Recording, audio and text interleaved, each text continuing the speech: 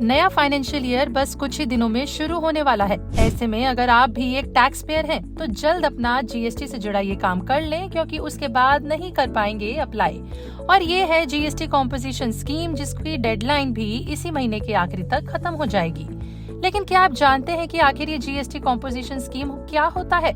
GST composition scheme के तहत tax payers को सिंप्लीफाइड टैक्स स्ट्रक्चर का लाभ मिलता है और इस स्कीम का लाभ उठाने वाले टैक्स पेयर्स के लिए एनुअल टर्नओवर की अपर लिमिट डिसाइड होती है। इस स्कीम का लाभ लेने वालों को अपने रिटर्न के साथ बीते 3 महीनों के दौरान हुई कुल बिक्री पर लमसम यानी कि एक मुश्त जीएसटी जमा करना होता है, जिसमें टैक्स भी एक फिक्स रेट पर जमा होता है। वहीं आपको बता दें कि स्कीम का फायदा सिर्फ वही टैक्स पेयर्स उठा सकते हैं जिनकी एक फाइनेंशियल ईयर में annual turnover up to 1.5 crore है। अगर किसी स्पेशल कैटेगरी में आते हैं तो 75 लाख के करीब तक उठा सकते हैं।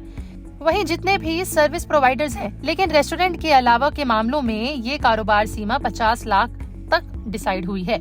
वहीं रेस्टोरेंट के लिए टर्नओवर लिमिट 1.5 करोड़ रुपए है। वहीं जब तक टर्नओवर अपर लिमिट से ज्यादा नहीं हो जाता है, तब तक tax payers GST composition scheme का फायदा उठा सकते हैं।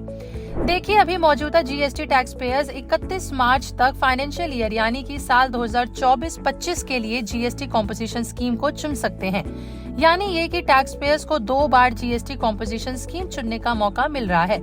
लेकिन ये मौका सिर्फ उन्हीं टैक्स पेयर्स को मिलेगा जो इनडायरेक्ट टैक्स की पेमेंट करने के ब्रैकेट में आते हैं। आपको बता दें कि टैक्स पेयर्स के पास पहला मौका तब होता है जब वो जीएसटी का रजिस्ट्रेशन करा रहे होते हैं। जो tax payers fresh GST registration के समय जीएसटी कॉम्पोजिशन स्कीम नहीं चुन पाते हैं, उनके पास दूसरी बार मौका आता है, जो नई फाइनेंशियल ईयर की शुरुआत में मिलता है। अगले फाइनेंशियल ईयर के लिए जो tax payers GST composition scheme को चुनना चाहते हैं, उन्हें इसके लिए एक इलेक्ट्रॉनिक इंटीमेशन फाइल करना होता है।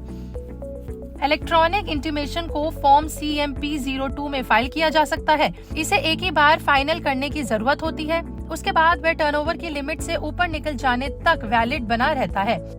अगर आप एक टैक्स पेयर हैं, तो आप जीएसटी पोर्टल के जरिए इसमें फाइल कर सकते हैं।